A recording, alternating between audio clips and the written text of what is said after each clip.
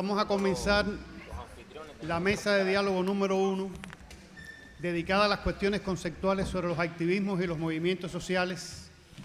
Le agradecemos a todos su presencia.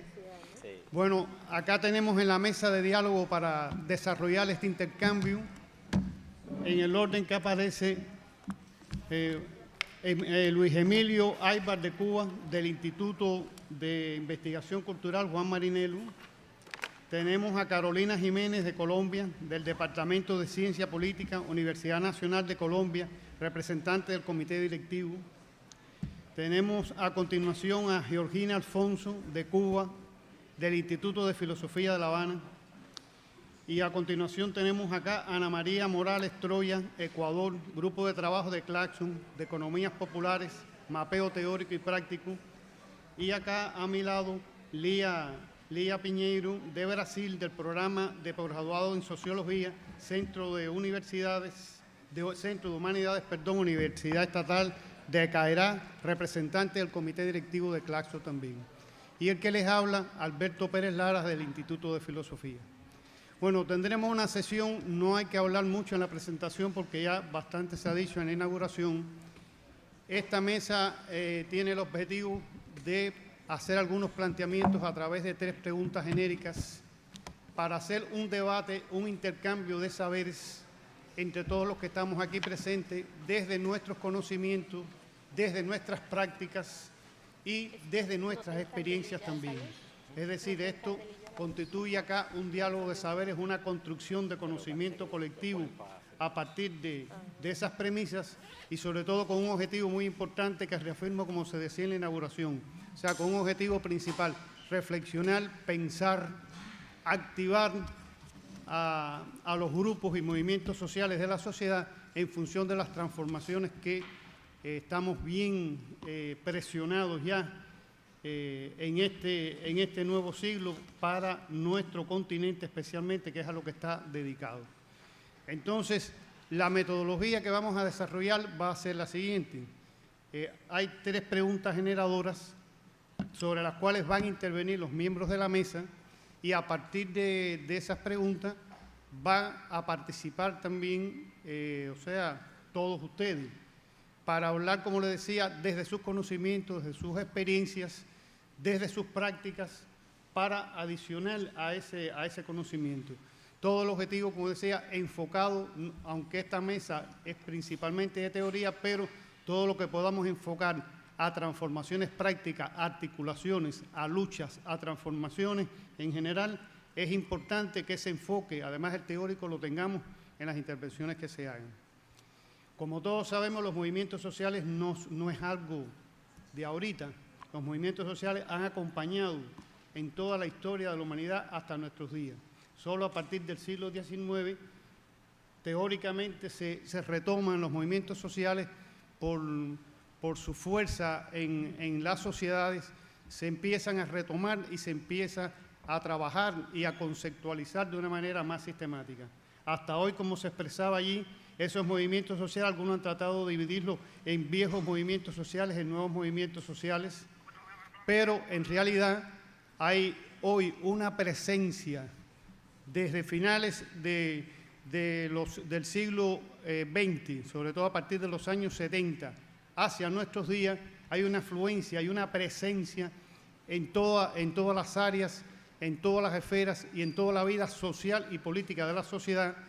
Y estos nuevos actores sociales han estado dando una dinámica muy importante y un aporte muy importante en su activismo, en su organización, en su actividad, a muchas de las mejores transformaciones que hemos podido tener y muchas de las principales demandas que tenemos hasta hoy día. Entonces, teniendo en cuenta eso, vamos a hacer lo siguiente. Yo voy a leer las 3 preguntas para la intervención de todos. Vamos a decir una primera pregunta y vamos a hacer una ronda en la mesa de diálogo y a partir de ahí, pues bueno, las intervenciones. Es muy importante que sea dialógico. O sea, no es, aunque estemos en esta estructura que a muchos puede que no nos guste, nos gustaría más estar unidos, pero que estemos en esta estructura no quiere decir de que sea de aquí para allá todo, es una construcción colectiva. Eso también metodológicamente creo que es importante enfatizarlo. Las preguntas serían las siguientes. ¿Cuál es el papel de las luchas del pasado y las experiencias personales en la movilización social? ¿Cómo se articulan con las demandas de las luchas sociales actuales? ¿Cómo se relacionan los movimientos sociales con las instituciones, partidos y otras organizaciones, así como con los procesos de hegemonía? ¿Cuáles son las tensiones y las posibilidades de colaboración entre los movimientos sociales y todos estos otros actores? ¿Qué papel juega la cultura en los movimientos sociales? ¿Cómo se expresan las luchas sociales a través del arte, la música, la literatura y otras formas de expresión cultural? ¿Cuáles son las nuevas problemáticas, también importante esto, que se desprenden de estas articulaciones entre movimientos sociales y el resto de los actores? Estas serían las 3 preguntas genéricas. Voy a repetir la primera por la que vamos a empezar el debate. ¿Okay? ¿Cuál es el papel de las luchas del pasado y las experiencias personales en la movilización social? ¿Cómo se articulan con las demandas y las luchas sociales actuales? Entonces, para iniciar una intervención motivadora, le damos la palabra a la doctora Georgina Alfonso. Bueno, muy buenos días y muchísimas gracias por la invitación a participar de este panel. Yo voy a hablar desde mi experiencia personal, como dice la pregunta, de 30 años trabajando en el Grupo Galfisa, Grupo de Estudios sobre América Latina, que trabaja vinculado a los movimientos sociales y a las alternativas emancipatorias en Cuba y América Latina, promoviendo la investigación y acción participativa. Es una apuesta al vínculo teoría y práctica, y en este sentido voy a hablar desde las experiencias de los talleres de paradigmas emancipatorios, que ya tienen 15 ediciones, y además también hablar de los nuevos procesos de escuelas de formación política en los cuales estamos participando, y específicamente para responder a la pregunta y al panel, a la convocatoria que nos hizo el panel, voy a estar hablando del último resultado de investigación, acción participativa, que hizo Galfisa, que es dentro del proyecto Movimiento Social Popular en América Latina y el Caribe, desafíos culturales, subjetivos y cotidianos, y específicamente trabajamos el tema de las contradicciones, integraciones y consensos en el Movimiento Social Popular cubano-latinoamericano, implicaciones para Cuba. Esta investigación en el mes de noviembre se va a presentar públicamente. Entonces, lo primero para responder a la pregunta, y es por qué nosotros abrimos esta investigación, de alguna manera tiene que ver con esta apertura de panel, y es el déficit de fuerza social crítica, antineoliberal y anticapitalista que encontramos hoy en la región para impulsar los procesos emancipatorios. Eso es un dato de la realidad. Cada vez que uno se reúne con un movimiento social, incluso en cualquier región, Caribe, el sur, Centroamérica, Cuba, aparece el tema del déficit de la fuerza social crítica. Y en ese sentido nos planteamos como problema de investigación cuáles son los desafíos culturales, intersubjetivos y cotidianos para el fortalecimiento de una articulación común anticapitalista en el movimiento social popular cubano, latinoamericano y caribeño. Y yo también quiero un poco que responder a la pregunta hablando de la importancia de los procesos de construcción metodológica desde la teoría y las ciencias sociales para abordar problemáticas de la realidad. En este sentido, bueno, vinculado a esto de las experiencias prácticas, si efectivamente en otros momentos era más sencillo insertarse en las experiencias de los movimientos sociales y las organizaciones sociales para hacer un proceso de investigación, acción participativa, nosotros hemos constatado en estos 3 años, este proyecto lleva 3 años de trabajo, el hecho de que hay un cambio generacional en las organizaciones y en los movimientos sociales, y hay un déficit de pensamiento crítico, incluso para hacer análisis y reflexiones e investigaciones sobre la propia realidad que acontece. Hay un déficit de la teoría marxista y, por tanto, la profundización sobre el proceso de crítica a la lógica del capital se hace mucho más difícil. Predomina en la izquierda una tendencia especulativa, un pragmatismo político y un fanatismo de izquierda que sigue afirmando perspectivas abstractas e inmóviles sobre cuáles serían las lógicas y los procesos para ir más allá de la lógica y las transformaciones del capital en su dimensión mundial actual financiera. También hay en este análisis sobre la crítica al sistema de dominación capitalista, hay un desconocimiento de cuáles son las transformaciones internas de la lógica de dominación del capital, cuáles son las maneras y las contradicciones que el propio capitalismo tiene hoy para salir de su propia crisis hegemónica y que tiene que ver con una fractura entre el proceso de producción y reproducción de la vida. Después de la pandemia, esta contradicción, esto es una contradicción que es una de las bases clásicas de la perspectiva marxista, que dice que efectivamente la contradicción del capitalismo es cuando el capitalismo no logra armonizar la producción, o sea, su lógica de maximización de ganancias con la reproducción de la vida. Después de la pandemia, esta contradicción se agudiza y por ahí está pasando la crisis de hegemonía del capital. La salida que tienen en la historia del capitalismo, los procesos de crisis, el capitalismo lo ha superado a partir que ha logrado armonizar y disminuir, hacer menos aguda esta contradicción, y hoy el capitalismo está buscando también esas alternativas. Y entonces no podemos hablar de que esta crisis del capital sea una crisis definitiva, pero lo que ocurre en los procesos de crisis del capitalismo, y aquí voy a terminar mis 5 primeros minutos, no sé si ya... precisamente lo que ocurre en los procesos de crisis del capitalismo es que como el capitalismo para salir de su crisis lo que va son a las alternativas fascistas imperialistas, porque tiene que usar toda la lógica de dominación múltiple del capital para lograr estabilizar esta crisis, también se abren oportunidades para las alternativas.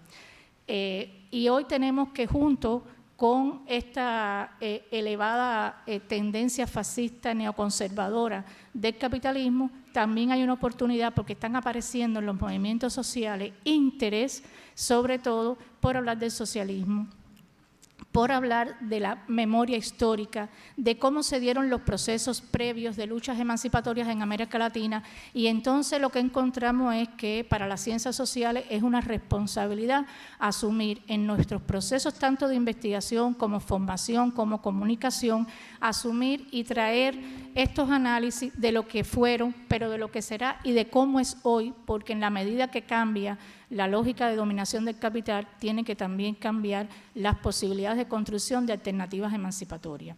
Esto es lo que está aconteciendo hoy, hacia eso está trabajando el Grupo Galfisa, y estamos haciendo no solo procesos de formación política, sino también procesos de acompañamiento a espacios productivos, tanto en Cuba como en América Latina, desde la perspectiva feminista, de la economía feminista, superando las lógicas de división entre el trabajo productivo y reproductivo, acentuando el tema de la responsabilidad social con el tema de los cuidados, pero también con el tema de los cuidados hacia el ser humano y la naturaleza, el tema de la diversidad, de la inclusión, de cómo realmente hacer procesos emancipatorios con procesos políticos que no sea solo de activismo, sino de militancia política, porque necesariamente tenemos que reconstruir los procesos y los espacios de militancia política, que son espacios también de compromiso con el proyecto que queremos.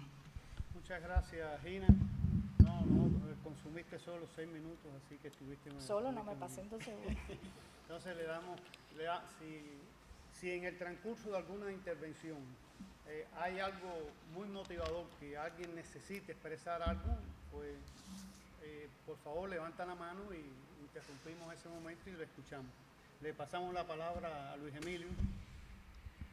Bueno, como Instituto Juan Marinero nos ha tocado organizar esta mesa, así que tengo que tratar de ser coherente con esa propia organización. Cosa difícil, vamos a ver si lo logramos. Bueno, yo le pedí que Gina hablara primero porque como hay una generación de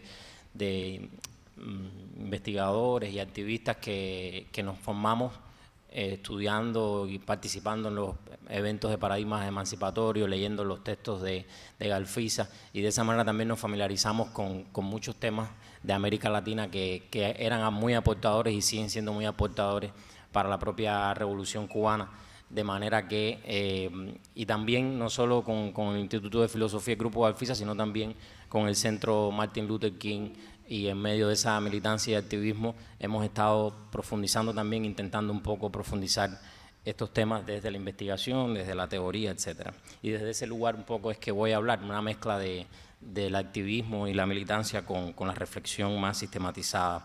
Yo creo que una primera cosa que sale a la vista cuando hacemos este evento es que pudiéramos quizás afirmar que el boom de los movimientos sociales latinoamericanos pasó, ¿no? El boom entendiéndolo como ese momento de los movimientos sociales que tenían determinado nivel de consolidación, de articulación, de fuerza, de cohesión y también de carácter o proyección antisistémica, ¿no? Ese boom fue en el que cuando era estudiante me formé hace más de una década y que hoy pudiéramos decir que con el ascenso de la derecha, con el debilitamiento, con lo que significó también el propio ciclo de los gobiernos progresistas en materia lamentablemente de desmovilización de muchos de esos movimientos sociales, y con eso que describía Gina, podemos decir que estamos en un momento de debilidad en ese sentido.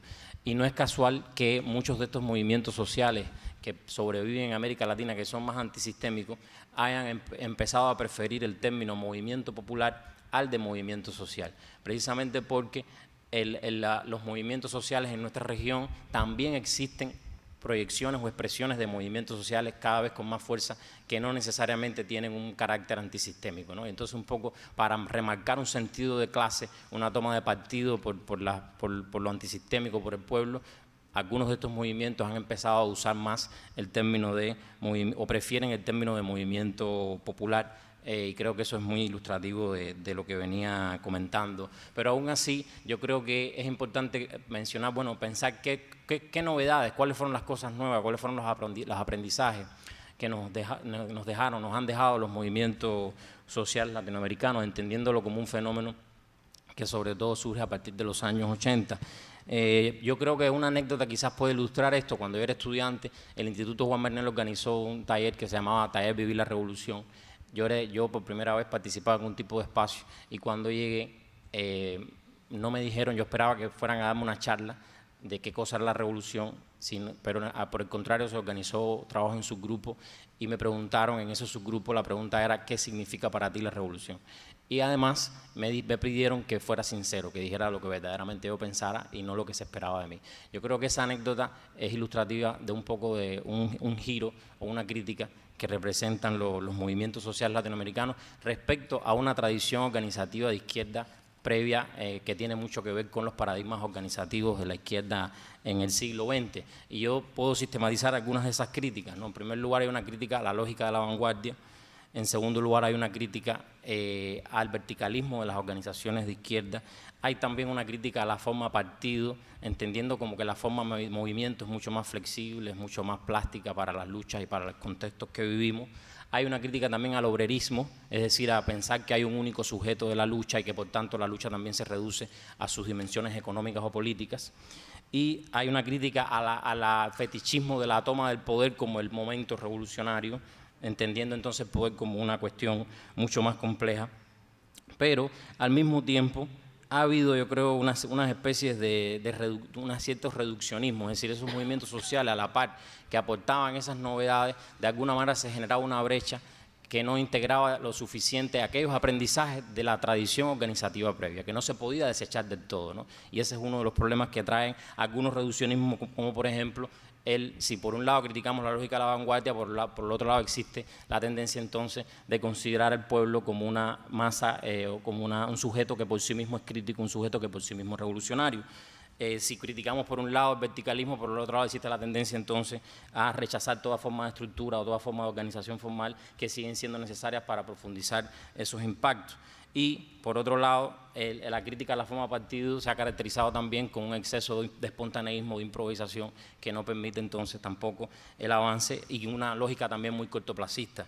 Y el tema de la crítica del obrerismo que tiene que ver mucho con el ascenso de todas estas luchas feministas, ecologistas, toda esa diversidad de formas de lucha que tienen que ser necesariamente integradas a las causas emancipatorias, también ha significado o no ha contribuido a reducir el debilitamiento de la lucha en el espacio del empleo formal, por decirlo de alguna manera, o del sujeto laboral formal del capitalismo, que aunque en nuestra región no tiene tanta presencia como en otras sociedades, sigue siendo un sujeto pertinente cuyo carácter antisistémico y cuyas luchas se han debilitado extraordinariamente, y es un sujeto donde el capital reproduce con mucha fuerza su hegemonía, y también la lógica de la toma del poder ha significado también una especie de, esa crítica se ha convertido también en una especie de antiinstitucionalismo o de aquel mito de cambiar el mundo sin tomar el poder, ¿no? O sea, que también es un reduccionismo, es algo que no nos conduce a ningún lugar. Entonces, para concluir, yo creo que estamos ante la necesidad de una integración dialéctica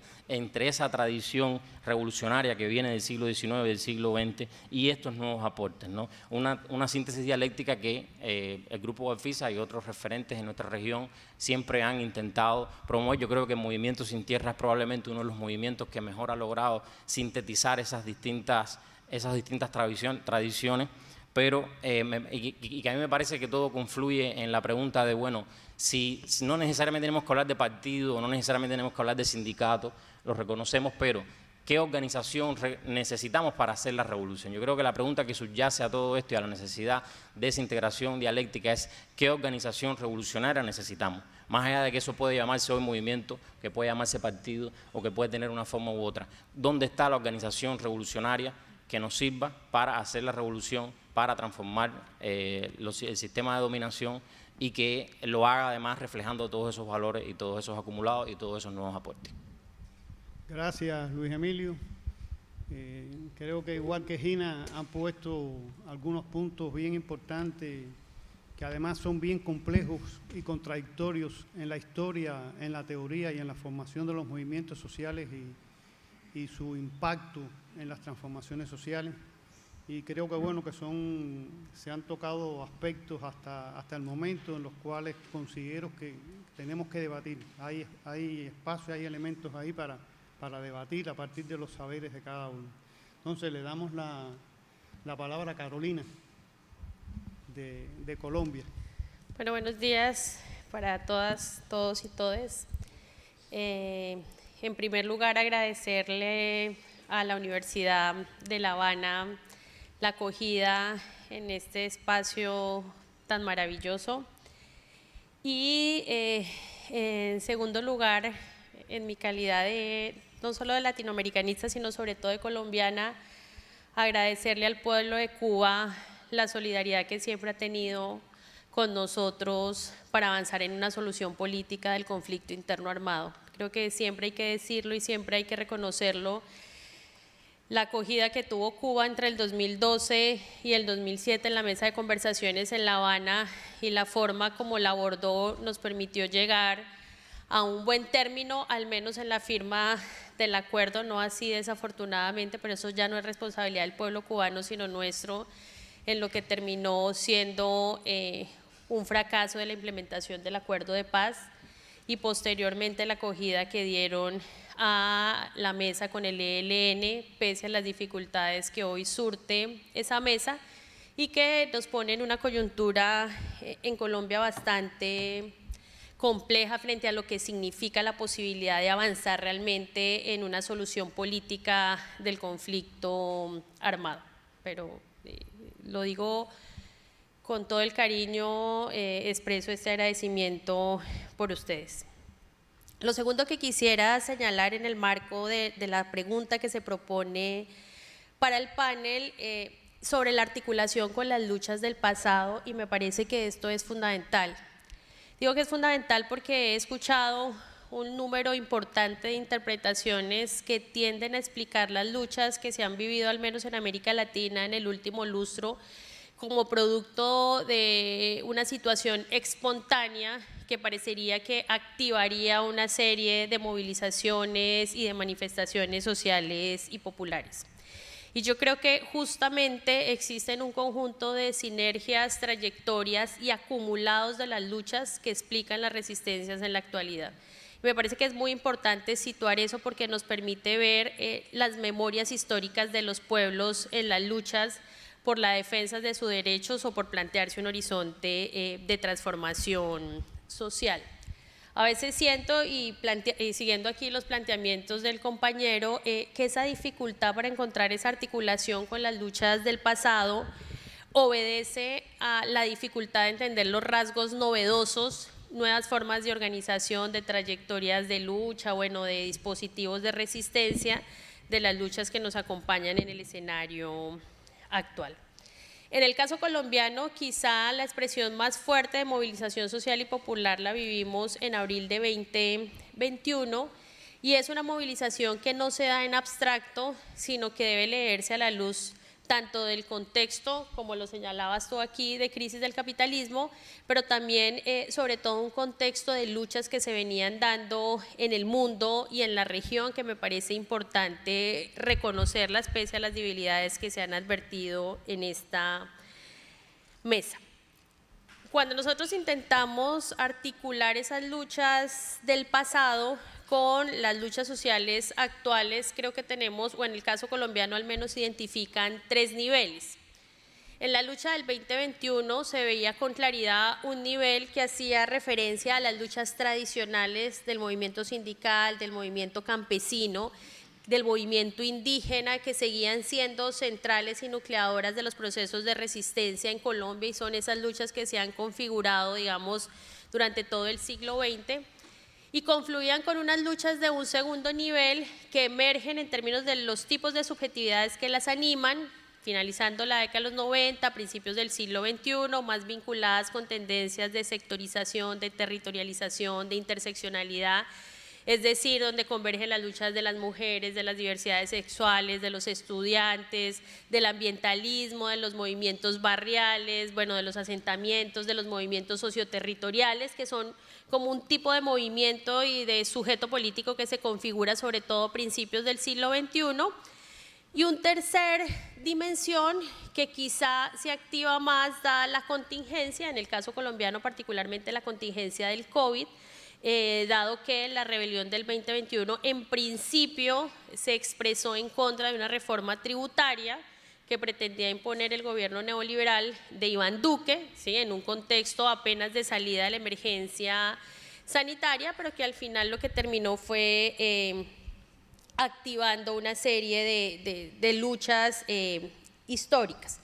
Aquí quizá, y me parece importante a propósito de la pregunta que se plantea para el panel y que ya lo situabas también tú con mucha claridad, y es la dificultad de la articulación de esos 3 niveles organizativos. Yo creo que la izquierda, o bueno, en el caso de las izquierdas colombianas, hay una dificultad de articular esas 3 formas de organización tan diversas, con unas subjetividades tan distintas, que si bien tienen unos horizontes políticos compartidos, las formas y los mecanismos a veces pareciera distanciar y dar sostenibilidad o dificultar mejor la sostenibilidad a un proyecto de articulación de izquierda compartido. Yo creo que ahí hay un asunto, es decir, si hay una memoria de la lucha, hay unas sinergias con las luchas históricas, pero hay una dificultad de pensar una nueva forma de organización que permita articular los 3 niveles que hoy podríamos situar a la hora de aproximarnos a las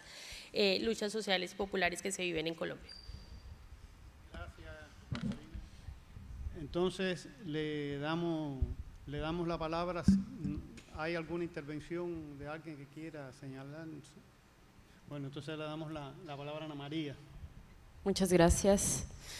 Bueno, muchas gracias. Sí, también me uno al agradecimiento por la invitación y la creación de este espacio de reflexión. Yo lo que preparé para esta pregunta, digamos que se construye, ¿no es cierto?, y nace sobre todo de experiencias, de reflexiones colectivas situadas sobre todo en el feminismo.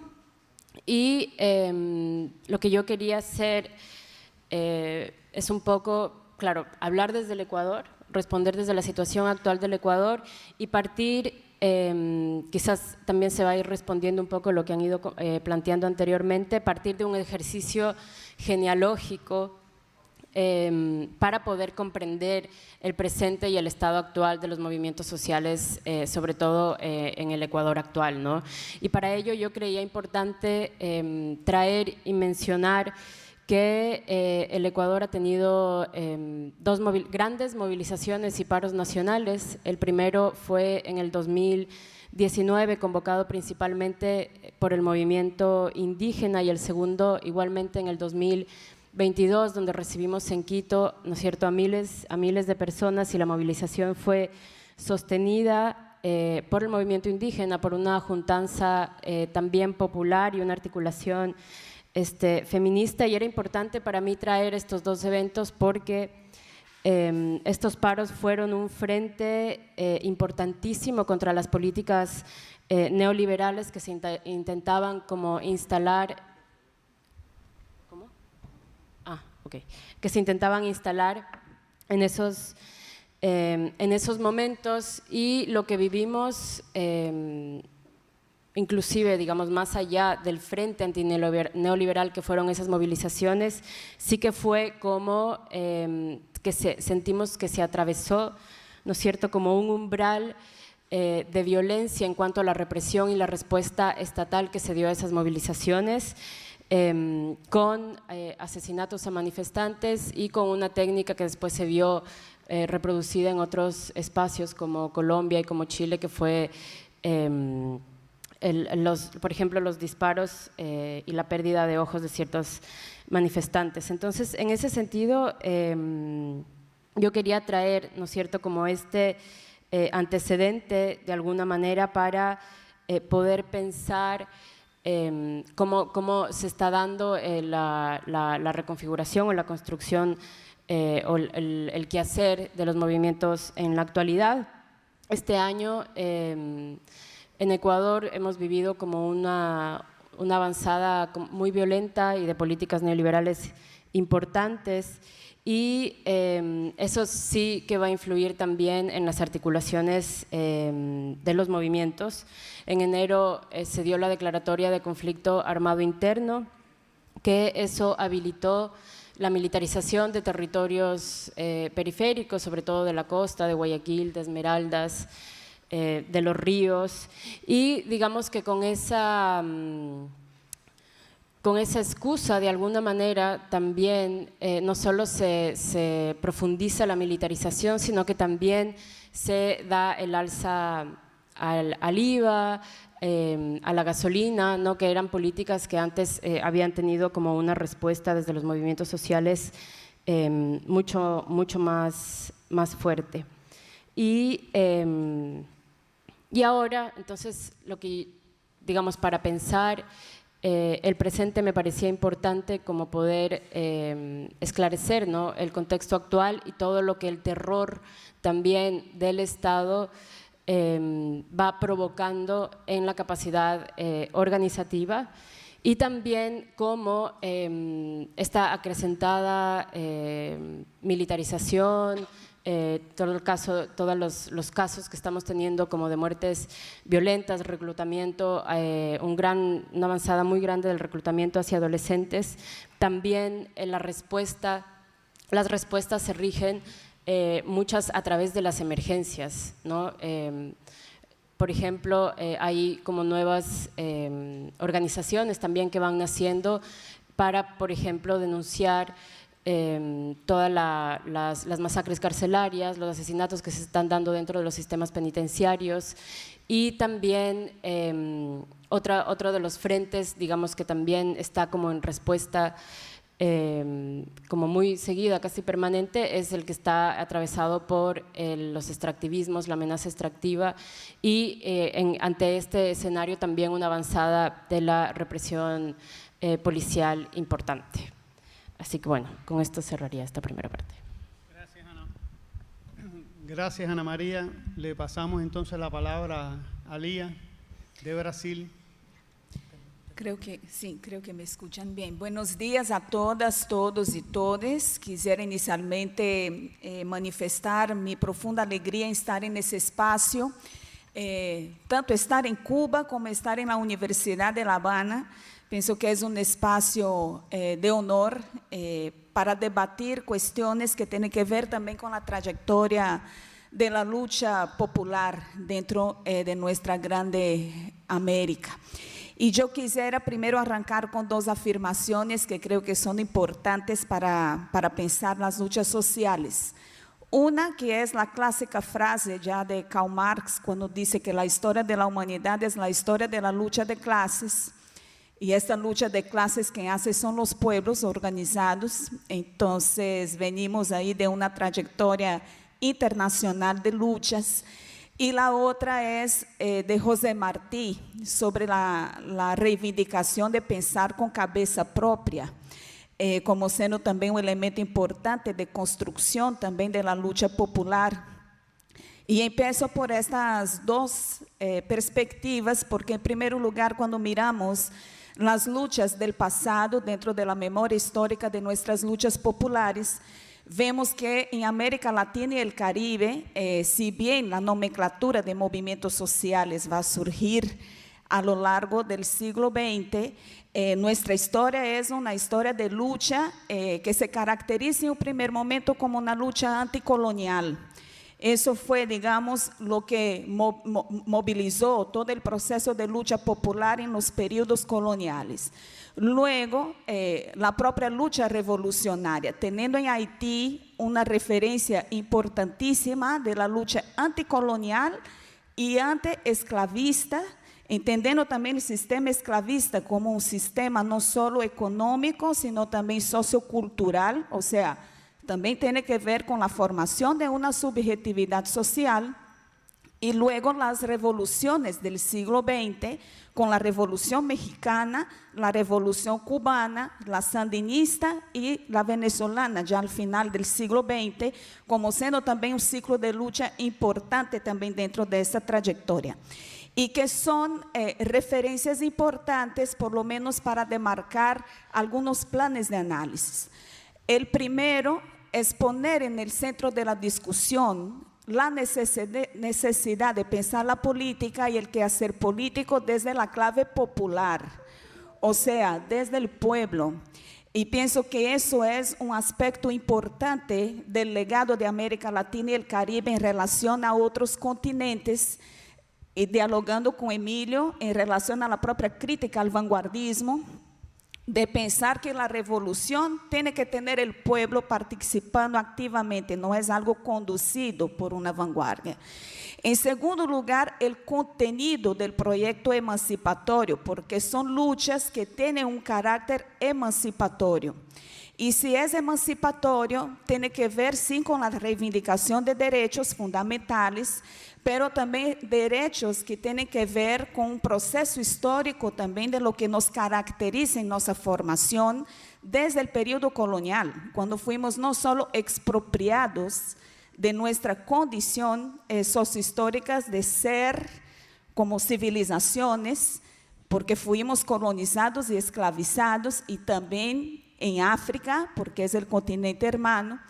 Pero pensar también que un proyecto emancipatorio tiene que ver con la reivindicación de la condición de existencia del ser, reconocernos como un sujeto histórico, político, pensante, y aquí la condición de brasileña, pensando el proceso brasileño, que pasamos 400 años bajo la esclavitud, toda la población negra, indígena y su descendencia eran tratados como un no ser, en el sentido filosófico, y que eso también se va a reflejar también en términos de ciudadanía, ¿no? Pero un tercer elemento también que es importante es pensar también esta emancipación dentro de una clave, primero de reivindicación del derecho a la tierra y al territorio, que eso es el legado también del movimiento indígena y campesino, y el movimiento indígena también entendido como un sujeto que ya estaba antes de los procesos de colonización, y también el derecho a la tierra, el derecho al territorio y el derecho también de una soberanía nacional, cuando se piensa también los procesos de construcción, principalmente dentro de la trayectoria revolucionaria, frente al imperialismo, ¿no? Entonces los movimientos a lo largo del siglo XX, van también poniendo dentro del centro de la discusión qué significa América Latina y el Caribe dentro de una geopolítica internacional y también de cara a los procesos también imperialistas, como siendo también un elemento concreto de la vida política regional que impide también que se avance una concepción de proyecto emancipatorio articulado también desde este campo. Bueno, todo este legado de estos movimientos de carácter histórico van a tener una incidencia en la transición del siglo XX al XXI, porque todo este ciclo de luchas que se llevaron a cabo al final del siglo XX, como la campaña 500 años de resistencia indígena, negra y popular, y la emergencia de movimientos que son, por ejemplo, fruto de este proceso, como la Vía Campesina Internacional, o luchas del campo agrario, como el caso del movimiento Sin Tierra en Brasil, durante el periodo de la dictadura militar, van recuperando esa memoria larga de la historia política de América Latina para ya pensar los desafíos en el siglo XXI, todavía reivindicando algunas disputas de hegemonía por dentro también de la disputa del Estado, pero también la emergencia de otras luchas, como las luchas indígenas, y aquí quisiera destacar a la propia insurgencia del Ejército Zapatista de Liberación Nacional en México, como siendo también un movimiento que también reivindica en su identidad política esa tradición, pero que claro, ahí ya pone en el centro del debate la autonomía pensada desde la perspectiva del movimiento indígena, que no necesariamente es igual a otras perspectivas de la autonomía que ya conocemos. Entonces, eso también ha sido un desafío en el sentido de incorporar esas formas, perspectivas y análisis que van emergiendo de estos movimientos para interpelar incluso las formas clásicas, diría, de entender también la política y la democracia directamente en la relación con el Estado o articulada a una agenda, un programa político que venga desde el Estado. Y eso se ve reflejado justamente ahora en el último siglo, los últimos 15 años, cuando entramos otra vez en un momento importante de la lucha popular latinoamericana, en que se activa o se reactiva otra vez la dimensión del pueblo, de lo popular. Porque, en definitiva, lo que estamos observando en nuestros países de América Latina es que los pueblos están en la calle, primero en esta impronta directa de lo que ha significado la implementación de la política neoliberal en nuestros países, pero también debatiendo también esa intervención de un imperialismo que ahora no es solo un imperialismo de Estados Unidos, más bien un imperialismo del capitalismo, y reactivando también el debate del colonialismo, tratando de poner en el centro que no hemos superado todavía toda esta perspectiva que la teoría crítica de la dependencia ya lo analizaba en la década de los 60 del siglo pasado, de que somos todavía una región que se integra de forma dependiente y subordinada, y los movimientos están tratando de actualizar también este debate con algunos desafíos y fragilidades también que vamos a debatir a lo largo de esta mesa, pero que es importante también que sea comprendido, porque hay veces lo que solemos decir que puede ser espontaneísmo, en realidad el pueblo también está poniendo ahí un debate importante, y si dialogamos con la tradición de la teoría crítica marxiana y en especial con Rosa Luxemburgo, también ella decía que no había que subestimar la voz y la presencia del pueblo en la calle, para entender también qué demandas y qué reivindicaciones están poniendo en el centro del debate. Gracias, Lian. Gracias. Entonces, directamente vamos a pasar a las intervenciones de ustedes. O sea, voy a recordar la pregunta y así van a poder sintetizar y pensar en la intervención que algunos de ustedes realizarán.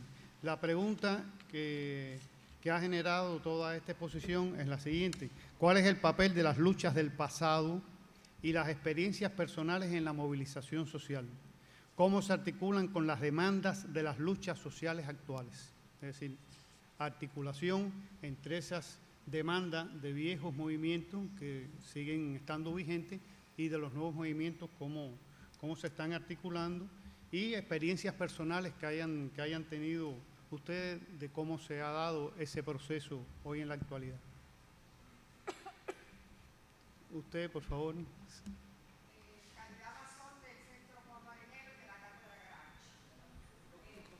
Sí. Ah, ya.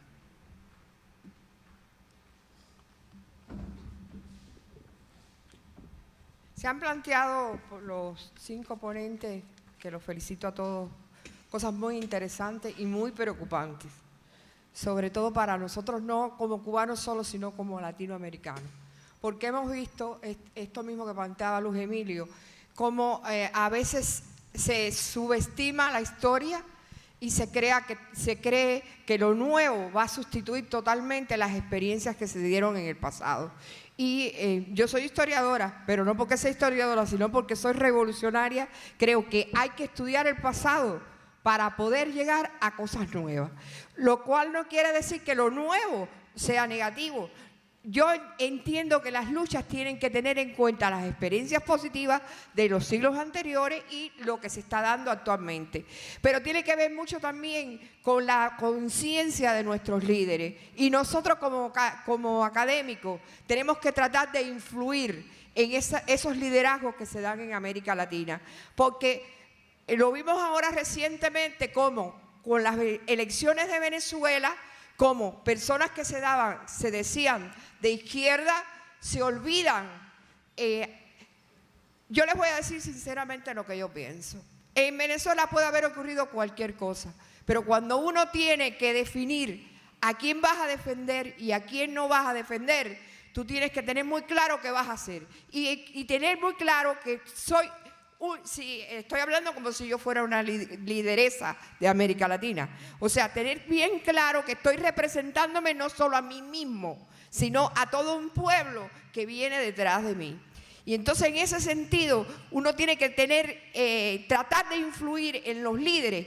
En primer lugar, que sean gente honesta, en primer lugar, que sean gente transparente, que sean gente honrada, que sean gente que de verdad valga la pena, y si no vale la pena, quitarlos como líderes. Y en segundo lugar, que tienen que tratar lo que Gramsci nos decía, de lograr el consenso de la mayoría del pueblo, porque una vanguardia es muy importante, pero si la vanguardia no es capaz de unir al pueblo a las transformaciones, es muy difícil que el pueblo que se hagan esas transformaciones. Eso es lo que quería decir sintéticamente para que otras personas puedan hablar. Muchas gracias. Por acá había pedido la palabra y después ya la...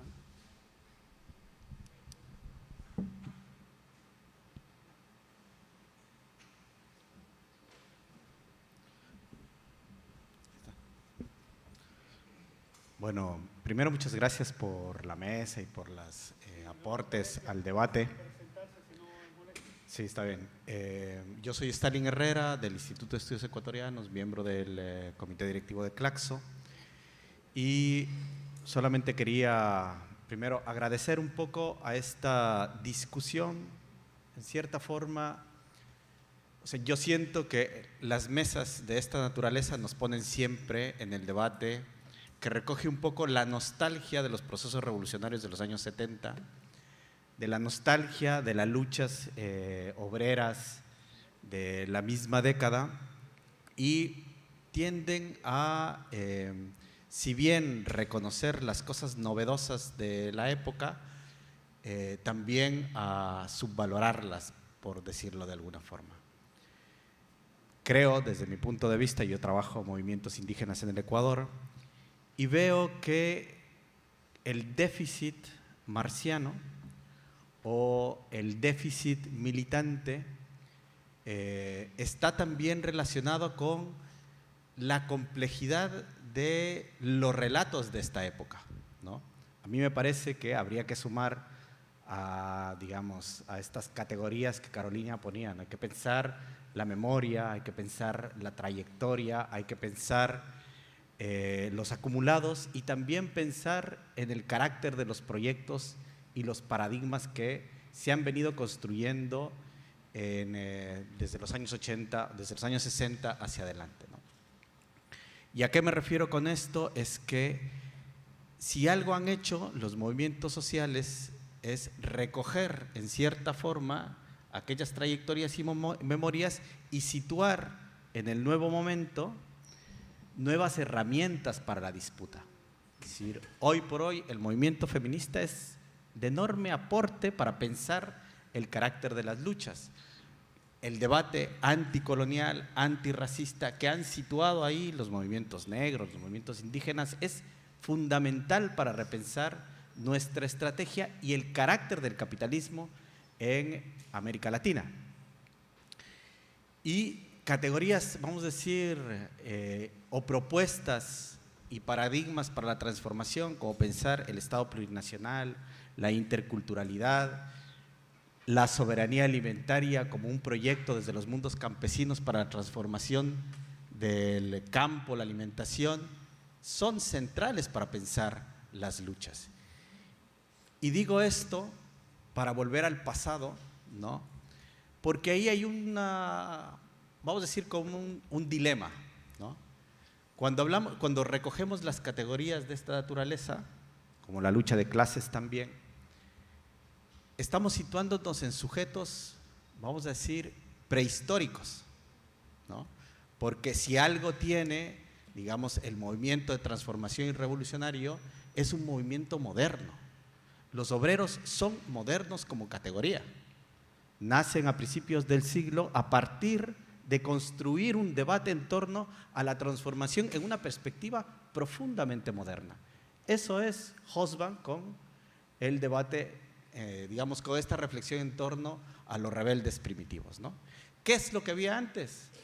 Primitivismo, prehistoria, ¿no? Formas de lucha y organización que, digamos, situaban los horizontes de transformación en una incapacidad de universalizarse, diría Gramsci. Yo creo que ahí hay que volver a revisar estas ideas porque aquello que nos propone los mundos premodernos en su fase actual son propuestas profundamente modernas, profundamente anticapitalistas, profundamente transformadoras para mirar los futuros de la sociedad, ¿no? Hasta ahí. Gracias, Herrera. Muchas gracias.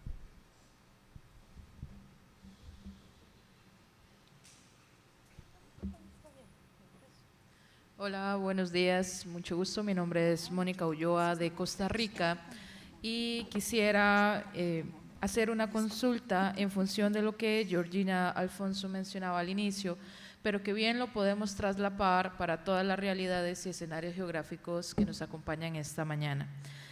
Y cuando Georgina hablaba sobre la carencia de pensamiento crítico de las nuevas generaciones, creo que es una realidad, que es algo que estamos afrontando en los diferentes países latinoamericanos.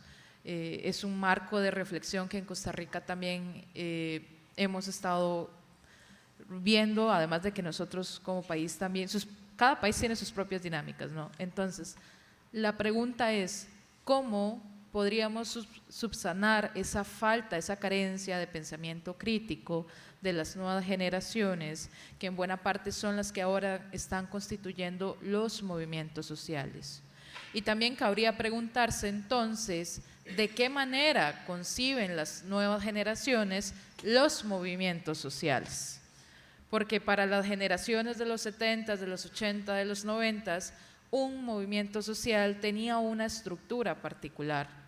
Las generaciones de los 90, 2000, 2010 parece que también todavía seguían muy en la línea de lo que fueron las grandes luchas y los grandes movimientos sociales de América Latina en la segunda mitad del siglo XX. Pero entonces, ¿cómo piensan las nuevas generaciones esos movimientos sociales? Y eso está transversalizado por otra particularidad, y en mi caso no puedo quitarme la insignia de historiadora: ¿cómo conciben la historia? ¿verdad? Porque siendo profesora de Historia de la Cultura en la Universidad de Costa Rica, me doy cuenta que los estudiantes, estas nuevas generaciones, no van a luchar ni siquiera por los fondos a la educación pública que son para ellos. Si nos recortan en Costa Rica, que es el problema que estamos teniendo actualmente, por un gobierno neoliberal que nos quiere cortar el subsidio económico de la universidad, los chicos ni siquiera van a discutirlo. Y sus respuestas es que a nosotros eso no nos interesa. Y yo les digo, bueno, si no les interesa, ¿dónde van a estudiar? ¿Verdad? No, mi papá me paga a mí, así, y su papá, ¿cómo obtiene el dinero? No, es que trabaja. Yo, ¿verdad? Entonces, como que hay un desfase generacional en cómo se concibe el mundo, cómo se comprende ese gran mundo social circundante. Entonces, quisiera escuchar sus interpretaciones en función de cómo podría atenuarse esta nueva realidad, estas nuevas realidades generacionales que tenemos en la región. Muchísimas gracias. Gracias, Mónica. Sí, dale, May.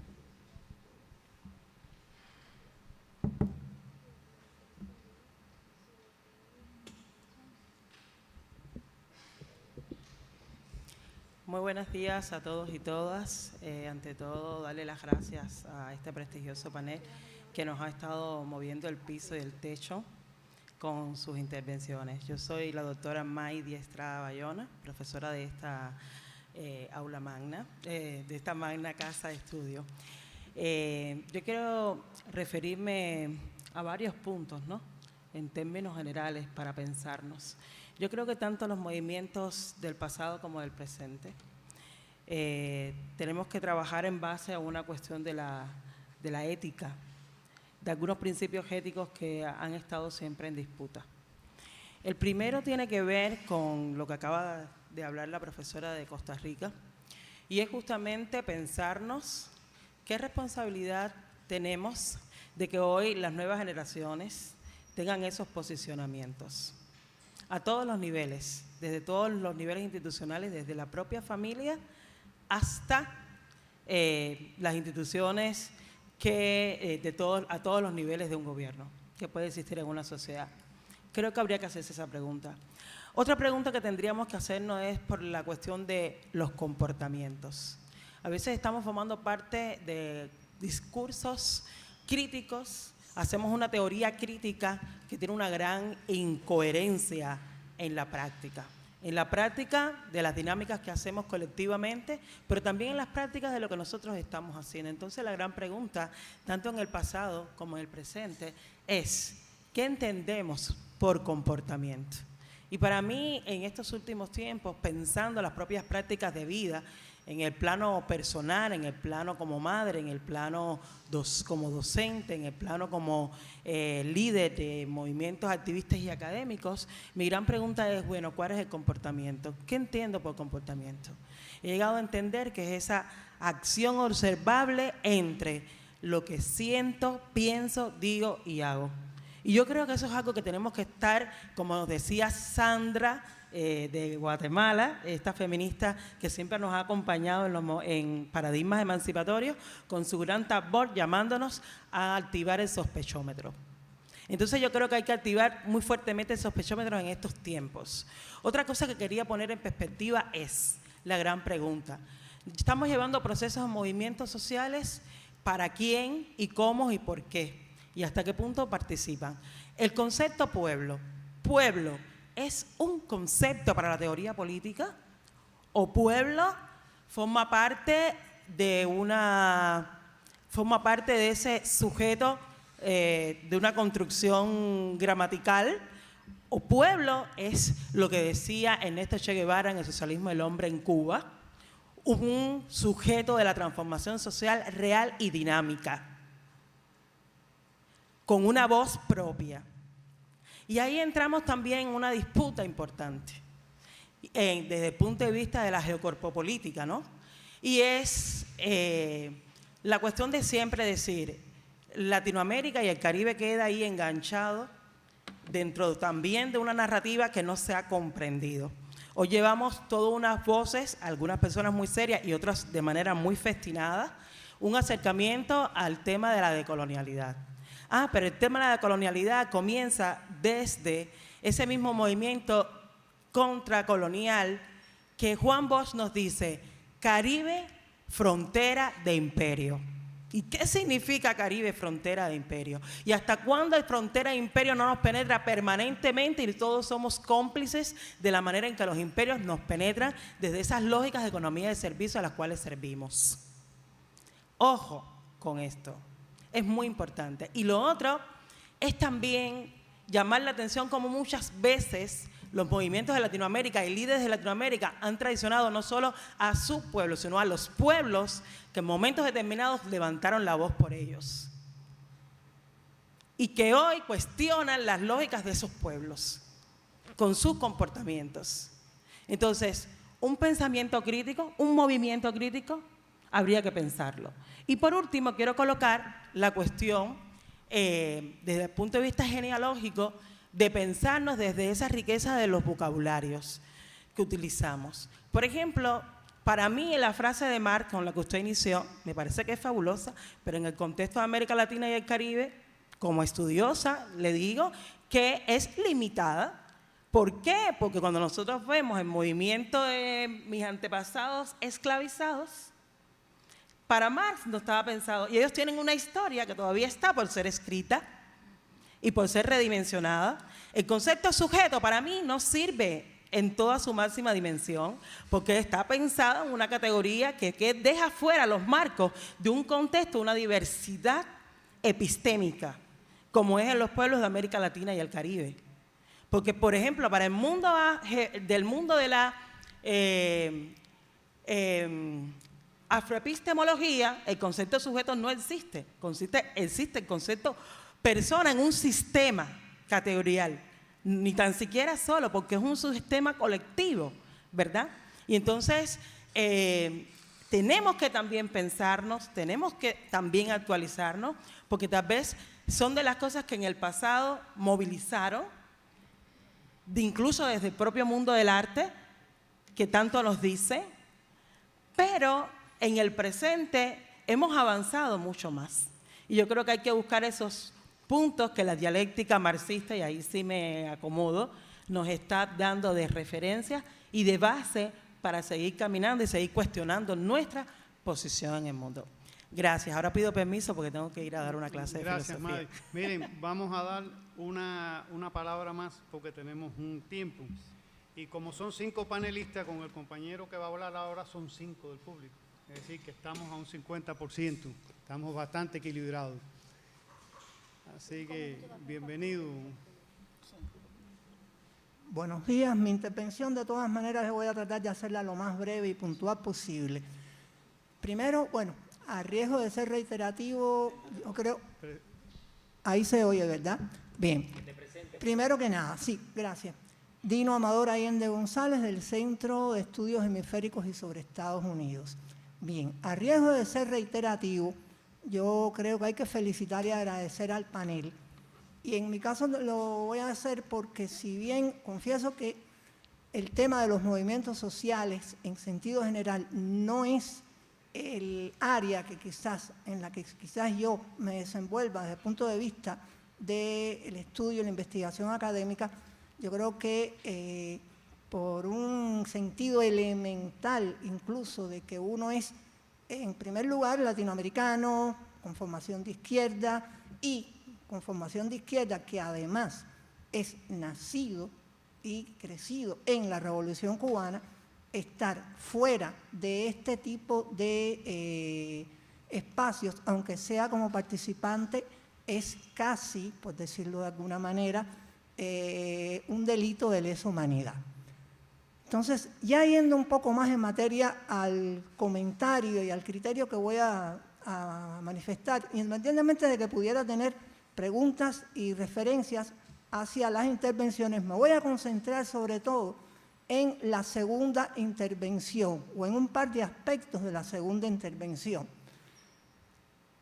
Uno de ellos tiene que ver con el tema del poder, el acceso y la toma del poder. Miren, hasta donde yo sé y hasta donde yo conozco, independientemente de que eso es un tema que puede tener múltiples aristas para discutir.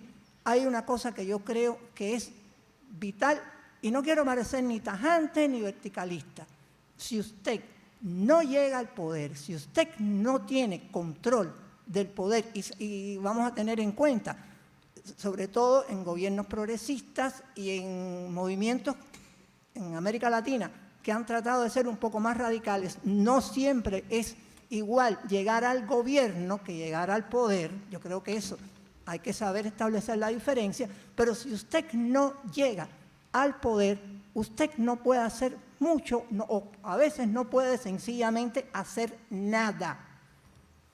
Se queda en buenas intenciones, en proyectos, o en el mejor de los casos, se llega a una serie de pasos que probablemente ni siquiera se puedan sostener en el tiempo.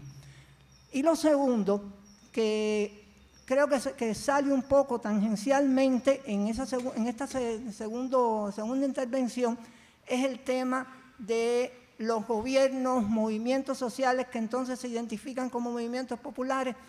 Y hay ejemplos, yo no voy a mencionar exactamente el nombre del ejemplo, pero posiblemente aquí muchos adivinen a lo que me refiero. Miren, cuando hay un gobierno o un proceso que logra llegar al gobierno, de cierta manera logra llegar al poder, logra sostenerse en un tiempo largo y empiezan las divisiones y las disputas internas dentro de ese mismo movimiento y dentro de esas mismas agrupaciones políticas que conforman ese gobierno, sencillamente, muchas veces además por disputas internas, por el poder, etcétera, etcétera. Miren, señores, eso a mediano, a corto, mediano o largo plazo es nocivo y tóxico para ese proceso. Y de eso además, y ya con eso termino, estuvo llena la historia de las luchas de izquierda y de los movimientos sociales en el siglo XX, tanto en su carácter macro, digamos, las diferencias en el socialismo, en la Unión Soviética, entre lo que fue el trotskismo y el estalinismo, o más adelante, en la segunda mitad de los años 60, las divisiones entre la manera de ver el socialismo por parte de la Unión Soviética y China, como a nivel micro en movimientos, partidos políticos, organizaciones políticas, movimientos de liberación nacional en países específicos. Termino con una pregunta. ¿Tenemos que repetir eso en el siglo XXI? Y ahí lo dejo. Muchísimas gracias, Diego. Vamos a unir las dos preguntas que continúan y que los miembros de aquí de la mesa hagan su intervención lo más sintéticamente posible, teniendo en cuenta esas dos preguntas, los contenidos de esas dos preguntas, para que no se nos quede nada. Y a partir de allí, con el tiempo que nos reste, pues de nuevo abrimos el debate que hasta ahora resulta ser bien interesante. Yo me imagino cuántos están provocados por ahí, porque yo por acá estoy bien provocado para algunas intervenciones, pero tenemos que aguantarnos. Entonces, comenzamos de nuevo, Gina, por ti. Bueno. ¿Es necesario repetir las preguntas? No. Bueno. ¿Cómo se relacionan los movimientos sociales con las instituciones y los procesos? Yo voy a responder esta pregunta vinculada a la pregunta del pensamiento crítico. Pudiéramos hablar de muchas cosas, son 5 minutos y me voy a ajustar. Voy a hablar desde Cuba, porque la revolución cubana y la continuidad del proceso socialista cubano es una preocupación para toda la región. En primer lugar, las ciencias sociales, tanto en Cuba como en América Latina, que hacemos, la mayoría de los que estamos sentados aquí, no es las ciencias sociales que se hacen en los espacios académicos de América Latina. Las ciencias sociales que se hacen en América Latina fundamentalmente por quien da dinero, porque quien pone los recursos, es unas ciencias sociales para mantener el status quo de la dominación. Y por ahí ya nosotros de alguna manera el pensamiento crítico tiene que ser esencialmente un pensamiento rebelde, un pensamiento que es esencialmente para la transformación de la realidad. Por tanto, el pensamiento crítico tiene que buscar aquellas preguntas donde se está moviendo la realidad hacia las apuestas que hace ese pensamiento crítico. Existe en América Latina, desde el punto de vista, o sea, un debate conceptual, porque este panel es sobre debate conceptual y yo me estoy moviendo en ese debate, 3 influencias fuertes, y estoy hablando desde fundamentalmente el pensamiento crítico con una dimensión epistemológica marxista y feminista, que es en el campo donde nosotros nos movemos, vinculada y articulando toda la diversidad de investigaciones, y yo creo que en el caso de Cuba, como en el caso de Claxo, son 2 paradigmas de cómo se puede articular la investigación y la ciencia social a las transformaciones de la realidad. En los últimos 5 años en Cuba se ha vivido una experiencia de diálogo entre las ciencias sociales y los decisores, en todos los espacios y a todos los niveles. Hoy el ministro de CISMA decía que había que fortalecer las ciencias sociales. Yo creo que en el caso de Cuba no es tanto fortalecer las ciencias sociales como asegurar que las propuestas de las ciencias sociales incidan en los procesos de transformación. Y ese es el desafío. Estamos hablando de movimientos sociales y me voy a virar para Cuba y para América Latina. Nosotros hablamos en Galfisa en un momento determinado de un debate que abrimos en Cuba sobre movimientos sociales en medio de la lucha contra el ALCA, y quisimos traer ese debate para Cuba porque en Cuba no se visibilizaba el movimiento social popular latinoamericano. Esa fue la tesis de doctorado de Alberto. Y trajimos y empezamos a trabajar con el concepto de movimiento social popular en Cuba, y muchas personas decían, en Cuba no hay movimiento social. En Cuba hay una institucionalidad, la Federación, los CDR, la CTC, esos son los movimientos sociales cubanos. Y la realidad es, si nos posicionamos desde nuestro pensamiento crítico, es, en la medida en que una sociedad se acrecientan las desigualdades, aparecen las alternativas y la sociedad se organiza en función de la vida de los seres humanos y la naturaleza, y no en función de la economía ni de la política abstracta. Entonces la dimensión transformadora y crítica del pensamiento tiene que ser el mejoramiento de la vida de los seres humanos y la naturaleza. Y eso es lo que buscan los movimientos sociales hoy, que se van organizando con una nueva perspectiva, sobre todo porque el mundo, y por eso volvemos a la necesidad de estudiar cómo se mueve la hegemonía capitalista. Después de la pandemia estamos en otro mundo, estamos con otros códigos, y las nuevas generaciones funcionan también con otros códigos epistémicos, comunicativos, de informatización. Entonces, ¿cómo vamos a dialogar, comunicar y, sobre todo, cómo vamos a hacer propuestas para el movimiento social popular y para Cuba? Nosotros recientemente tuvimos una experiencia, Galfisa trabaja en Cuba, voy a hablar de Cuba, cooperativa, urbana, no urbana, agrícola, comunidades. Nosotros tuvimos una experiencia, y quiero terminar con eso porque fue un desafío para el pensamiento crítico. Acompañamos una cooperativa, Model, que era una empresa estatal socialista, y que un buen día, lo máximo en la teoría marxista es llegar a ser la empresa estatal socialista, ¿verdad? Todos los libros dicen que eso es la esencia del socialismo. Un buen día le dijeron, ustedes no son eficientes, a partir de mañana ustedes se convierten en cooperativa.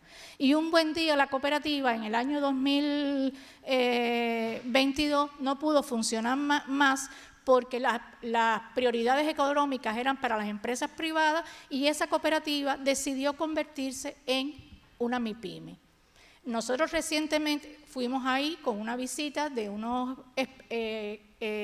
extranjeros marxistas, y ellas le empezaron a decir lo que había significado convertirse en MIPYME, y se espantaron, porque en la teoría ir de una empresa estatal socialista a una MIPYME es ir del socialismo al capitalismo. ¿Es así o no es así? ¿Es así o no es así? Porque lo privado es la esencia, la organización económica, la propiedad privada es la esencia del modo de producción capitalista. Eso no lo dijo Marx, lo dijo Adam Smith. Pero en ese debate yo me viré para las trabajadoras y les dije, ¿y dónde ustedes se sienten mejor?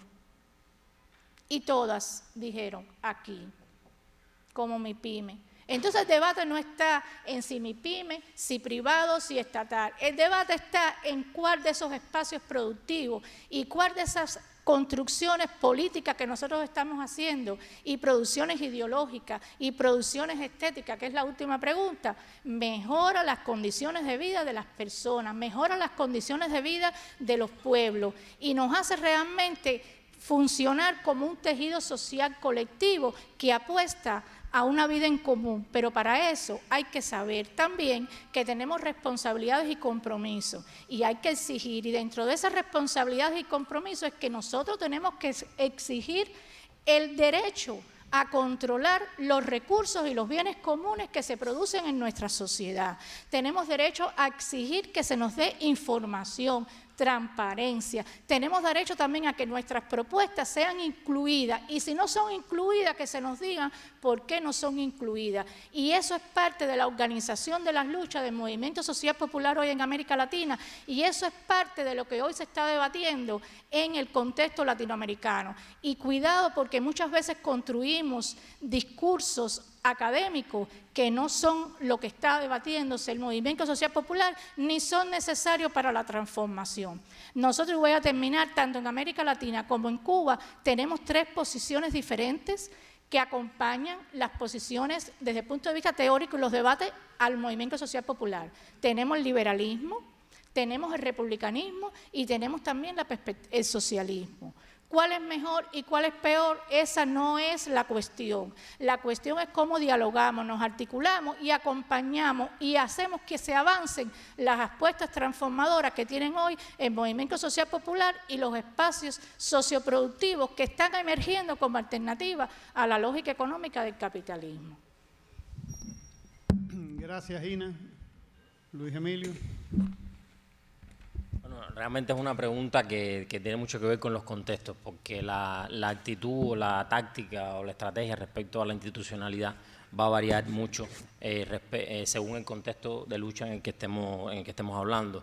Yo quería hablar un poquito de Cuba y un poquito de América Latina, no sé si me dará tiempo, pero sí creo que es importante empezar hablando de Cuba, porque la misma experiencia de la Revolución Cubana nos ayuda a esclarecer teóricamente una serie de cuestiones sobre este tema. Y a mí me parece que el concepto de sociedad civil desde la perspectiva gramsciana es clave para orientarnos en este peliagudo tema, diferenciándolo del concepto de sociedad civil hegemónico, digamos que ubica a la sociedad civil como un espacio universalmente antagónico con el Estado, separado del Estado, y de alguna manera también incluso con visiones de este espacio como un espacio incontaminado, etcétera, etcétera, ¿no? Entonces, Gramsci aporta una visión más compleja de esto, que entiende la sociedad civil como una dimensión del propio Estado, como ese proceso vinculado con la construcción del Estado y con las relaciones de poder, donde, por decirlo de una manera mal y rápida, no hacemos las cosas porque alguien nos da una orden, sino hacemos las cosas porque creemos en ellas, porque compartimos esos valores, porque estamos de acuerdo, porque damos nuestro consentimiento, porque tenemos una voluntad. Y en ese sentido, esos procesos de hegemonía son fundamentales en el funcionamiento cotidiano, en la reproducción de todo Estado. Y la experiencia de la Revolución Cubana, como decía Marisabel, Marisabel decía una cosa que me parece importante, que decía: la Revolución Cubana en sí misma fue un movimiento social. Eso solo lo podemos entender si partimos de esta idea de la sociedad civil, porque en la Revolución Cubana, en el modelo construido desde incluso de los mismos inicios, es muy difícil separar las expresiones voluntarias, activas, organizadas y conscientes del pueblo de la organización estatal. Es muy difícil separarlo, es prácticamente imposible. El Estado mismo se construyó como un movimiento popular. Y eso tiene que ver con una frase que se refiere, que usa Lenin para referirse a la Comuna de París, que dice que las funciones especiales del Estado comenzaron a ser ejecutadas directamente por la mayoría. Entonces, en la Revolución Cubana pensemos cuántas experiencias de lo que se supone que le toca al Estado o al gobierno de los funcionarios o al Estado como aparato en sentido estrecho, comenzar a realizarle el propio pueblo, la campaña de alfabetización, los procesos de innovación y de racionalización, la construcción de los CDR, la atención a las desigualdades. Es decir, está plagada la historia de la Revolución de esa dimensión de la sociedad civil, articulada completamente con la construcción del Estado. Por eso es que si consideramos incluso el concepto de Gramsci es tan potente que nos permite entender que desde esta visión Fidel, por ejemplo, es la figura más importante de la sociedad civil en Cuba. Es decir, Fidel es tanto la figura más importante de la sociedad política como la figura más importante de la sociedad civil, porque es el líder que contribuye a desatar esos procesos de creación y de cohesión de la voluntad popular en una determinada en una determinada dirección y la persona que es capaz de alimentar, catalizar esos consensos, catalizar esos nuevos valores. Ahora, sin embargo, es importante decir que la sociedad civil también hay un conjunto de instancias o de espacios específicos de la sociedad que encarnan por excelencia esa dimensión voluntaria, consciente, de consenso, etcétera, a la que yo mencionaba. Y dentro de eso entran los movimientos sociales. Por eso es que Gramsci decía que hay formas de vida estatal no debidas al gobierno de los funcionarios que son posibles, ¿no? Y son posibles a través de los movimientos sociales. Es decir, que de alguna manera el movimiento social popular cubano encarna formas de vida estatal que no es necesariamente debida al gobierno de los funcionarios. Lo que nos sucede es que esas expresiones también a lo largo del proceso de la revolución se fueron burocratizando y fueron dependiendo cada vez más también de las órdenes, fueron dependiendo cada vez más también de una estructura vertical y fueron debilitando su capacidad de reconstruir permanentemente esos consensos, de reconstruir permanentemente esos valores desde la gente. Y ahí es donde entonces se hace la necesidad, yo creo, el desafío que tenemos hoy en Cuba es precisamente potenciar, recuperar y relanzar bajo la luz de los nuevos tiempos todas esas expresiones de acción voluntaria, consciente y organizada del pueblo para construir su bienestar, para transformar la sociedad, y eso va a ser una de las... Pero eso va a tener todo que ver con la transformación del Estado y con la transformación de la sociedad. Es decir, no podemos entender ese fortalecimiento de la sociedad civil cubana desligado del Estado, sino precisamente para transformar la sociedad, para transformar las relaciones de poder, y todo eso pasa por construir también un poder que tiene de alguna manera una dimensión institucional, porque me parece que es clave partir de qué entender por el funcionamiento de una sociedad. Es decir, nosotros no somos individuos aislados, sino que somos individuos envueltos en determinadas instituciones, en determinadas estructuras. Si no transformamos las relaciones de poder en esas estructuras, si no logramos que esas estructuras o instituciones que conforman la sociedad sean más democráticas, se basen en un poder popular, entonces no vamos a lograr nada. Pero si nos desligamos de eso, entendemos que no tenemos nada que ver con una dimensión estructural o institucional de la sociedad, tampoco vamos a lograr nada, y lo que vamos a lograr es solamente un islote, una isla de comunismo en un mar de dominación y de capitalismo. Gracias, Luis Emilio. Carolina. Bueno, yo quisiera aproximarme a plantear algunos elementos de la relación entre los movimientos sociales y los procesos de hegemonía a la luz de la relación entre los progresismos y los movimientos sociales. Porque creo que si bien el triunfo electoral del progresismo abre interrogantes acerca de las relaciones, por una parte, entre un proyecto político que por vía electoral alcanza el gobierno y disputa espacios del poder constituido y que puede o bien estabilizar el régimen de dominación de clase o conducir a la habilitación de condiciones y marcos de actuación para su desborde, y por la otra las luchas que pueden no solo interpelar el poder constituido, sino desatar procesos de producción de poder social desde abajo en la búsqueda de la superación del orden social vigente. Una aproximación a los progresismos de segunda generación nos remonta mejor al 1 de diciembre de 2018, cuando toma posesión Andrés Manuel López Obrador y en su discurso anuncia que habría un cambio de régimen político, una transformación pacífica y ordenada, pero al mismo tiempo profunda y radical, delineando lo que después denominarían los contornos de la cuarta transformación.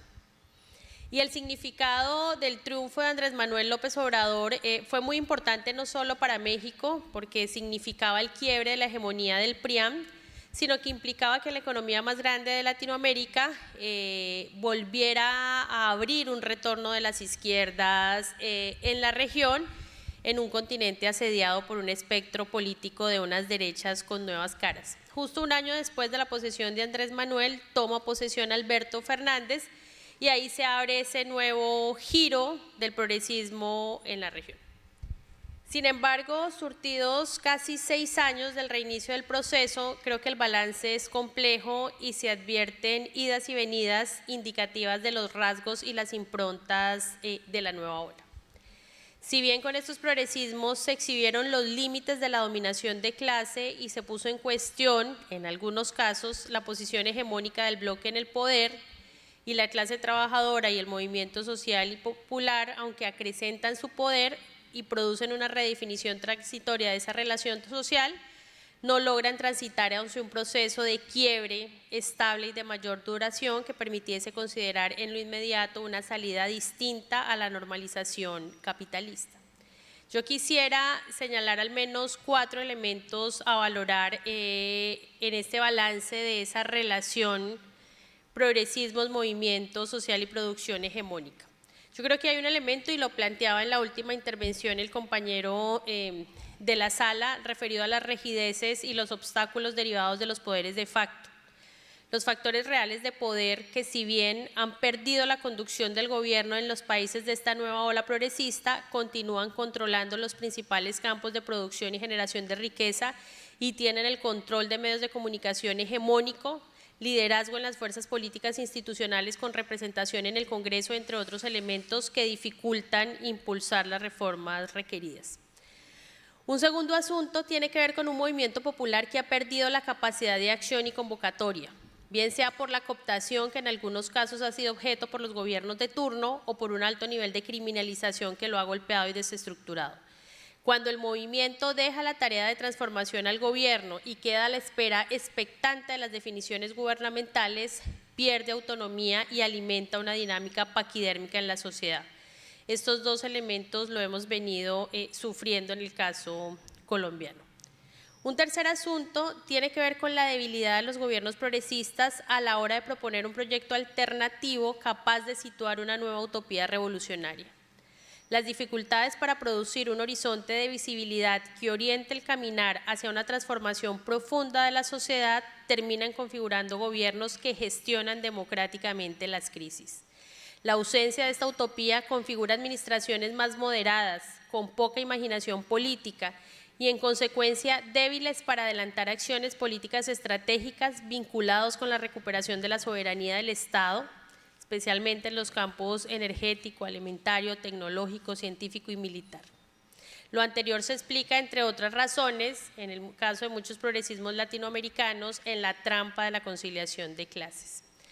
Y finalmente, ante la ausencia de ese horizonte de visibilidad, se configuran gobiernos progresistas ocupados de la política menor, que se diluyen en la gestión cotidiana y olvidan la disputa por la producción de un nuevo sentido común, es decir, de esa producción hegemónica, para unas sociedades en donde ciertas improntas culturales del neoliberalismo han logrado arraigos alarmantes. Gracias. Bueno, yo lo que quiero un poco compartir se centra en pensar cómo se ha ido como reconfigurando la institucionalidad en América Latina y bueno, desde el Ecuador, pero desde una recomposición, ¿no es cierto?, de las derechas por arriba, bueno, de la mano también en muchos casos de la empresa privada y agentes internacionales, y por abajo, digamos, también en una avanzada, como yo decía antes, en la criminalización de, sobre todo, las clases populares, los jóvenes racializados. Y allí, bueno, yo también pensaba que era muy importante pensar en estas transformaciones que se dan desde la pandemia, ¿no? La pandemia no como una consecuencia del encierro en sí, sino también de las políticas económicas y sociales que se fueron como instaurando en esos momentos y que después se fueron profundizando. Y también en esta idea de pensar la institucionalidad, claro, desde el caso del Ecuador es como urgente pensar en la avanzada que yo mencionaba antes de la militarización y en una permanente, como en permanentes declaratorias de estados de excepción, y en ese sentido cómo se está construyendo como una narrativa también securitista que se está regando por América Latina, que, claro, habilita a agendas que van alrededor de la militarización, como yo mencionaba antes. Y en ese sentido también, cómo se ha habilitado o cómo esta militarización o la presencia de grupos armados que se vinculan al narcotráfico, pero que también desde el Ecuador ya empezamos a ver y a presumir la alianza paraestatal, habilita entradas hacia el extractivismo, por ejemplo, minero. Y allí lo que yo quería decir un poco también alrededor de las discusiones y preguntas que iban surgiendo, me parece que es importante también de la mano con lo que planteaba Stalin, de cómo también se han ido nutriendo las discusiones y las demandas, sobre todo del movimiento feminista, desde la misma noción de trabajo en contextos de hambre y empobrecimiento actuales, y también la perspectiva antirracista, sobre todo en esas luchas vitales que se mencionaban de vida, ¿no? O sea, cómo denunciar la muerte violenta que crece cada vez más en el continente, sobre todo de jóvenes, y cómo ir como construyendo demandas y contranarrativas ante estos escenarios. Y de allí, ¿contestamos la siguiente también o no? Sí. ¿La siguiente pregunta? Bueno, un poco lo que yo quería contar justo en cómo pueden aterrizar las como prácticas culturales, artísticas, sobre todo en el cotidiano y en la transformación que urge, sobre todo para las nuevas generaciones. Nosotros en el Ecuador también, yo creo que ahí vale como recalcar un poco lo que decía la compañera de todo ese legado también del movimiento político afrodescendiente. Hay muchas iniciativas que se centran justo en esa como recomposición de todos en el trabajo, sobre todo con jóvenes afrodescendientes y racializados, justo en esa recomposición ante el asedio y la criminalización que están viviendo, ¿no? Entonces, ahora sí el arte, la cultura, la escritura, la pintura, desde proyectos de los que yo también como he participado, sí que se puede ver que es como un canal y un arma de transformación ante un proceso que sí avanza como deshumanizante. Eso. Gracias. Bueno, yo quisiera centrarme más en la tercera pregunta sobre la incidencia de la cultura en los movimientos populares, hilando todavía con lo que yo hablaba anteriormente, que ese ciclo de luchas, una preocupación fundamental de los movimientos, también tenía que ver con esa dimensión de la cultura en un sentido amplio, pero también una formación política. Y ahí pienso que hay una cuestión importante que aporta desde América Latina y el Caribe, que fue, primero, ver los aprendizajes de las luchas anteriores, del ciclo de lucha histórico de la región, sin negar su importancia y no necesariamente promover una ruptura, porque no son procesos prehistóricos, son parte también del propio proceso de la lucha popular dentro de la región. Segundo, también un espacio importante dentro del diálogo, porque de ahí también fueron emergiendo nuevos lenguajes, nuevas expresiones también de esa lucha, incorporando también un compromiso de formación también del intelectual orgánico, usando la categoría, y aquí hago hincapié en las categorías porque es una mesa también conceptual, incluso trayendo nuevos conceptos que no necesariamente hacían parte de la tradición conceptual del marxismo.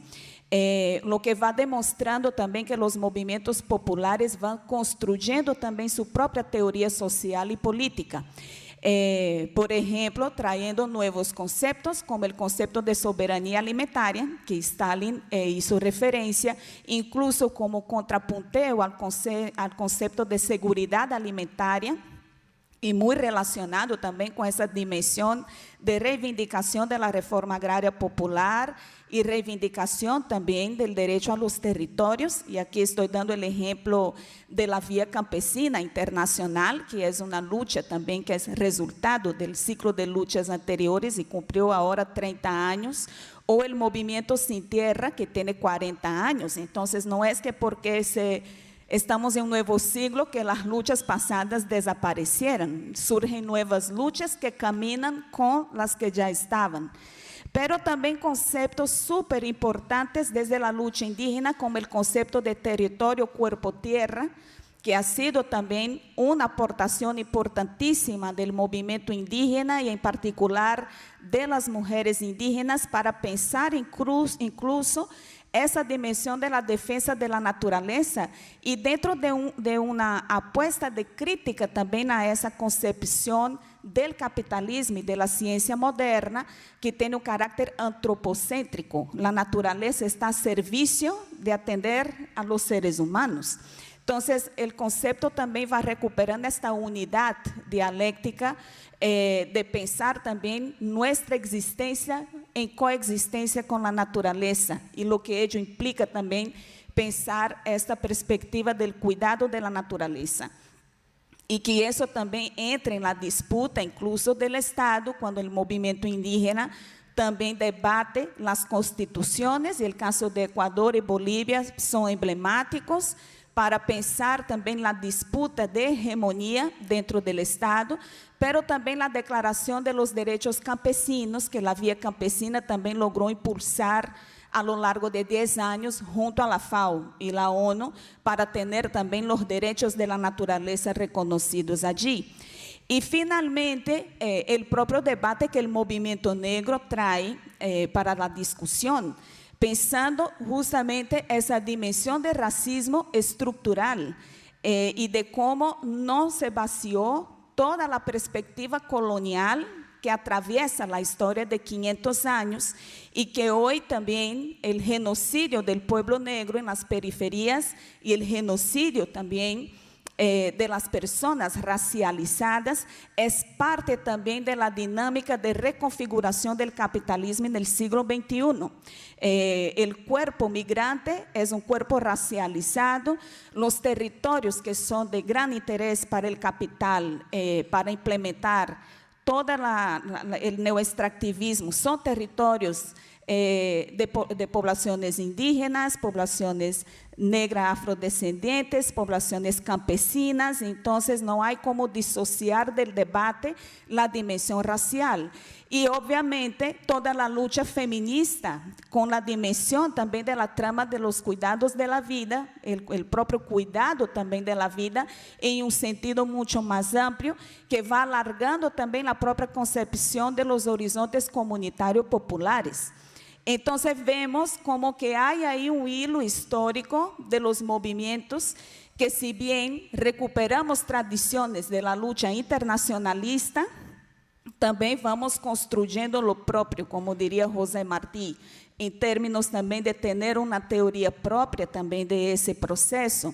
Y finalmente eso apunta también para desafíos, y cierro acá con los desafíos, porque hoy también los gobiernos progresistas están tratando de dar la vuelta a una discusión potente de los movimientos, de pensar este nudo dialéctico entre una dimensión de clase, étnico-racial y de género, como siendo parte también de esa estructura de dominación y explotación histórica, para empezar también a manejar dentro de las políticas públicas agendas específicas que van también fragmentando las luchas. Entonces también tenemos esa contradicción. Al mismo tiempo que llegamos al siglo XXI con una potencial diversidad de los movimientos, también corremos el riesgo de fragmentación de las luchas y de cómo construir una unidad de lucha que lleve en consideración todos los elementos que antes no estaban, pero que hoy están. En segundo lugar, la dimensión también intergeneracional, porque es cierto también que las juventudes han sido también un sujeto importante para tensionar los procesos también dentro de los movimientos y frente al Estado, y que también no necesariamente siéntense convocados por determinadas formas de discusión de lo político y de la política. Entonces pienso que hoy también es un desafío articular también las juventudes dentro de esa perspectiva también de una unidad de luchas. Claro que están, no es que no estén, también están organizados, la juventud está organizada y también participando activamente, expresando también mucho dentro de una estética de la resistencia, una dimensión cultural muy fuerte, pero también cuestionando muy profundamente errores que fueron cometidos también dentro de esa línea del tiempo de la lucha popular en América Latina y desafiando también esa tradición de luchas anteriores a entender y comprender también que estos movimientos apuntan en términos de demandas, en términos de reivindicaciones y de formas también de organización política. Gracias. Bueno, gracias, Lee, a ti y a todas las compañeras y compañeros que han participado en el panel. Miren, le agradecemos a todos, tanto a los representantes acá de la mesa como al público, su participación. Y esto lo que nos abre un espectro que nos señala que los movimientos sociales llegaron para quedarse y en la medida que avanza el tiempo van ocupando en el espacio social, político, un posicionamiento mayor y que por tanto para todos aquellos que somos activistas sociales y políticos, ya estemos donde estemos, en las universidades, en los centros de estudio, en la comunidad, donde sea, tenemos que seguir pensando y repensando el posicionamiento cada vez mayor del movimiento social con esta nomenclatura, movimiento social popular, y su articulación muy importante con el resto de los movimientos y además de eso su articulación con instituciones, organizaciones, intelectuales orgánicos para consolidar la fuerza de la propuesta de un proyecto civilizatorio de transformación que está en marcha. Pensar también que no todos los movimientos sociales tienen un posicionamiento popular y positivo.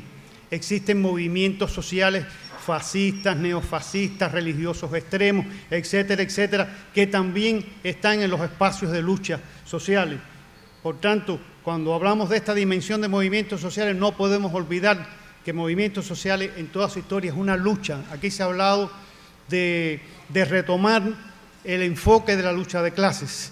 No podemos reducir los movimientos sociales, como aquí se ha demostrado, ni la historia a la lucha de clases, pero la lucha de clases tiene un valor sustancial muy importante para comprender todo el otro sistema de opresiones. Entonces, no podemos tirarlo por la ventana tampoco. ¿Cómo incorporamos esa visión de luchas clasistas y no clasistas a partir de todo ese sistema de opresiones al que hay que enfrentar hoy y que produce toda esta movilización de lucha? Entonces, esos son retos que nos quedan, más otros que acá se ofrecieron para seguir pensando, seguir activándonos y seguir luchando, porque se puede. Gracias.